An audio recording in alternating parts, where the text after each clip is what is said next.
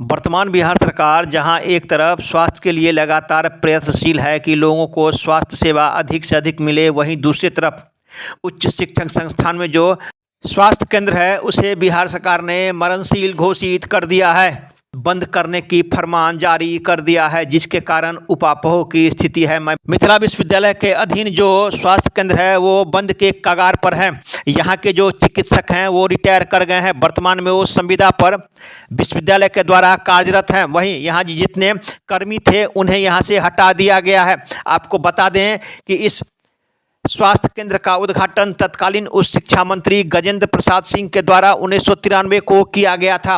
लगातार तब से यह स्वास्थ्य केंद्र कार्यरत था, लेकिन वर्तमान में इसे बंद करने की स्थिति हो गई। वहीं मैं आपको बता दूं कि इसके अधीन बगल में विश्वविद्यालय मुख्यालय है। यहाँ करीब सैकड़ों की संख्या में कर्मचारी कार्यरत हैं, उनके परिवार हैं। वहीं कई ऐसे महाविद्यालय हैं जिसके छात्र छात्राएं यहाँ आकर अपना स्वास्थ्य की जांच कराते हैं एवं इलाज कराते हैं, लेकिन वर्तमान में जो स्थिति है उसे बंद करने की स्थिति हो गई है। इस संबंध में जब मैं यहाँ के जो चिकित्सक हैं डॉक्टर गितेंद्र ठाकुर, जब उनसे मैंने जानना चाहा कि आखिर क्या स्थिति बन गई है कि स्वास्थ्य केंद्र बंद करने की कगार पर है, तो उन्होंने पूरी जानकारी दी। उन्होंने कहा कि मैं यहाँ संविदा पर कार्यरत हूँ, लेकिन यहाँ 10:30 से 4:30 तक मैं कार्यरत रहता हूँ। उसके बाद जो छात्र छात्राएं आते हैं उन्हें सुविधा चाहिए, लेकिन मैं मजबूर हूँ क्योंकि मेरे पास न कोई स्वास्थ्य कर्मी है न यहाँ कोई व्यवस्था है। इसे बंद करने की स्थिति हो गई है।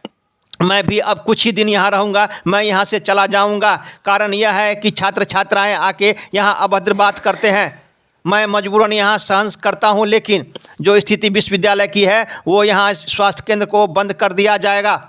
इस संबंध में डॉक्टर गितेंद्र ठाकुर ने क्या कहा वो भी मैं आप सुनाऊंगा, लेकिन जो वर्तमान में स्थिति है विश्वविद्यालय की, जो यहाँ के स्वास्थ्य केंद्र हैं उसे अगर बंद कर दिया गया तो कई समस्या छात्र छात्राओं के साथ साथ यहाँ के जो शिक्षक कर्मचारी हैं उन्हें उठाना पड़ेगा। इस समस्या के संबंध में विश्वविद्यालय प्रशासन ने क्या कहा वो भी आप सुने, और वर्तमान में जो डॉक्टर हैं उन्होंने क्या कहा वो भी आप सुने। दरभंगा दर्शन न्यूज़ से मनोज झा।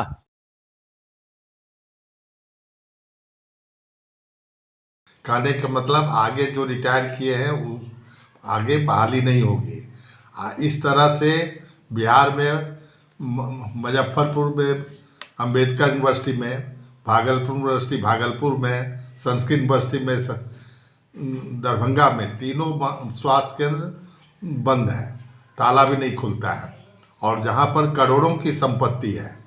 और वही स्थिति मिथिला यूनिवर्सिटी का है। हम तो 2 साल पहले रिटायर कर गए और अभी तत्कालीन कुलपति के सौजन्य से हम अंशकालीन पार्ट टाइम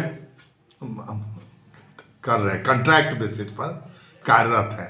और हम प्रायः 11 से 4 तक रहते हैं और 11 से 1 तो निश्चित रहते हैं, जिसमें सारे विद्यार्थी को, कर्मचारियों को, शिक्षक को लाभ मिलता है। लोग खोजते हैं 4:30 के बाद और 10 बजे से पहले। रात्रि में आकस्मिक विद्यार्थी चाहते कि हॉस्टल से हमको स्वास्थ्य में संबंधी लाभ मिले। यह लाभ संभव नहीं है क्योंकि हम रिटायर्ड हैं और यहाँ स्टाफ की भी कमी है, और इस कमी में आप मद्देनजर रखते हुए 10:30 से 4:30 के तक ही लाभ मिलेगा स्वास्थ्य का, और बाकी समय में इसका संभव नहीं है।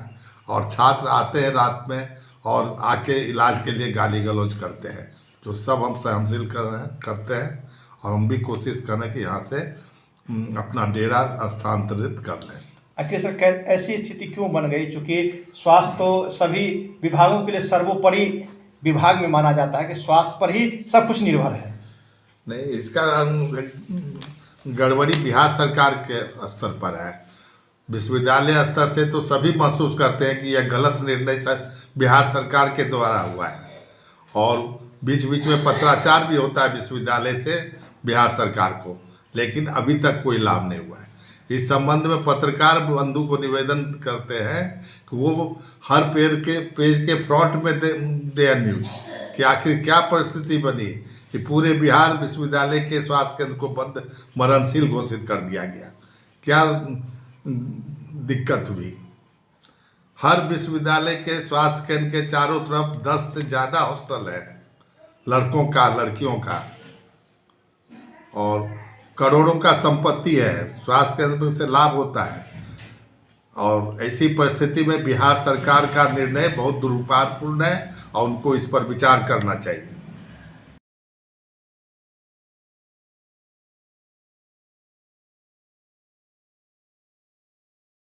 सर, मिथिला विश्वविद्यालय में जो यहाँ स्वास्थ्य केंद्र है आपका, वो बंद के कगार पर है, वहाँ कर्मी भी नहीं है।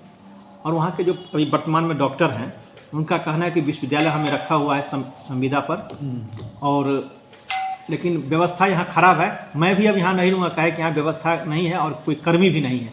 सर, क्यों ऐसी स्थिति पैदा हो गई? देखिए, हेल्थ सेंटर विश्वविद्यालयों में खोलने की कोई नीति सरकार की कभी रही होगी। सरकार ने ये निर्णय लिया कि विश्वविद्यालयों में जब हम इंश्योरेंस दे रहे हैं टीचर को और उन्हें मेडिकल का भत्ता भी दे रहे हैं, रिम्बर्समेंट भी दे रहे हैं, तो मेडिकल सेंटर बनाने की जरूरत, जो भी सरकार के दिमाग में रहा हो, सरकार के स्तर पर निर्णय ये हुआ कि ये सारे सेंटर अब मृत कर दिए जाएंगे। और मृत करने का मतलब ये होगा कि जो पद चल रहा, जो व्यक्ति चल रहा है, उसके समाप्त होते ही न कोई पद आएगा न कोई व्यक्ति आएगा। यानी वो संस्थान अपने आप में बंद करने का निर्णय एक तरीके से ले लिया सरकार की तरफ से। तो वही हाल मिथिला विश्वविद्यालय के इस हेल्थ सेंटर का भी हुआ कि सरकार के बंद करने पर इस नीति के कारण, जो नीति थी, वहाँ अब ना कोई नया अपॉइंटमेंट हो सकता, ना कोई सुविधा बढ़ाई जा सकती है। विश्वविद्यालय के जो साधन होते बहुत सीमित होते हैं। उस सीमित साधन में विश्वविद्यालय अपने स्तर से हॉस्पिटल नहीं बना सकता है। ज़्यादा से ज़्यादा कोई इमरजेंसी सेंटर बना सकता, फर्स्ट एड का एक सेंटर बना सकता है, इससे ज़्यादा नहीं बना सकता है। ये तो डॉक्टर साहब जो वहाँ काम कर रहे हैं, वो तो खुद ही यहाँ अनुरोध करके एक्सटेंशन उन्हें मैनेजमेंट ने दिया है। तो ये कहना कि हम जा रहे हैं, हम आ रहे हैं, वो इशू नहीं है। सरकार की तरफ से तो पद बंद हो चुका है, क्योंकि वो काम कर रहे थे और काम करने का निर्णय उनके अनुरोध पर यहाँ की सिंडिकेट ने लिया था। लेकिन कितना उनको वेतन दिया जाएगा इसका निर्णय नहीं लिया था, वो बिना वेतन के काम कर रहे थे मेरे आने के पहले। आने के बाद हमने सिंडिकेट में डाल करके एक ऑनरेबल अमाउंट वहाँ से उनको दिलाया गया कि डॉक्टर अगर अपनी सेवा दे रहे हैं तो उन्हें कुछ ना कुछ मिलना चाहिए, ऑनरेडी मिलना चाहिए।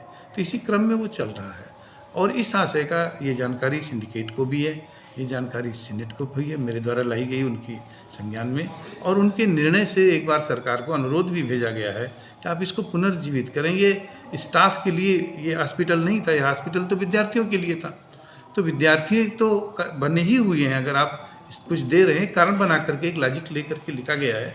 आगे सरकार इस पर जो निर्णय लेगी, केवल हमारा नहीं होगा, इसमें मिथिला विश्वविद्यालय का नहीं होगा, ये पूरे बिहार के विश्वविद्यालयों का होगा जहाँ जहाँ पर हेल्थ सेंटर बनाए गए हैं।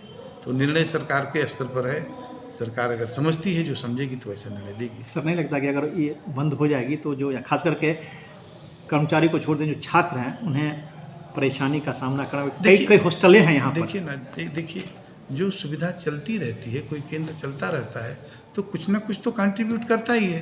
कोई ऐसा कसम खा के तो नहीं बैठा होगा कि अगर स्टाफ जाएगा तो उसका फर्स्ट एड ट्रीटमेंट नहीं करेगा। सबका करता है, स्टाफ का भी करता है, विद्यार्थियों का भी करता है। तो इस हिसाब से वो सेवा दे रहा है।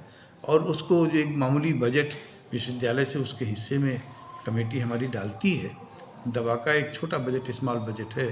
इतने बड़े विश्वविद्यालय को देखते हुए 5 लाख का बजट बहुत छोटा बजट है मेडिसिन का, लेकिन फिर भी विश्वविद्यालय ने अपने साधन से 5 लाख का मेडिसिन का बजट उसका डाला हुआ है। तो उसी में जो काम चल रहा है वो चल रहा है।